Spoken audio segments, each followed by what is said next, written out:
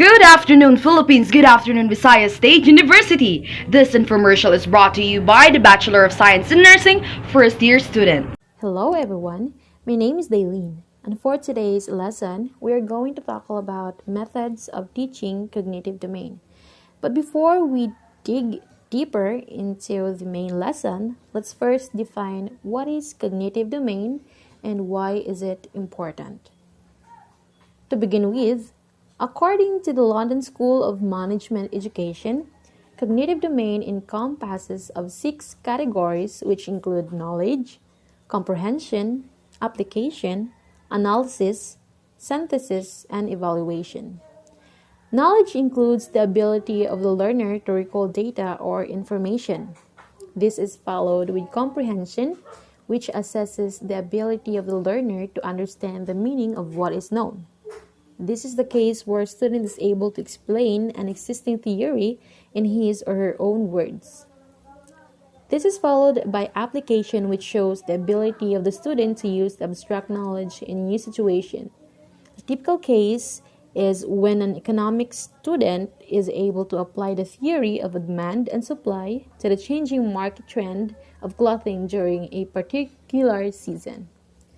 The analysis category aims to differentiate facts and opinions. The synthesis category shows the ability to integrate different elements or concepts in order to form a sound pattern or structure to help establish a new meaning. The category of evaluation shows the ability to come up with judgments about the importance of concepts. A typical scenario is when a manager is able to identify and implement the most cost-effective methods of production in the bid to increase profits while sustaining a high level of competitive advantage.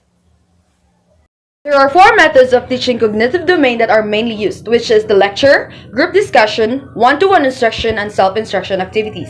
And there are 3 tools that is used, which is the verbal, written, and visual. Learning methods may vary for some of the learners. It may be short-term or long-term.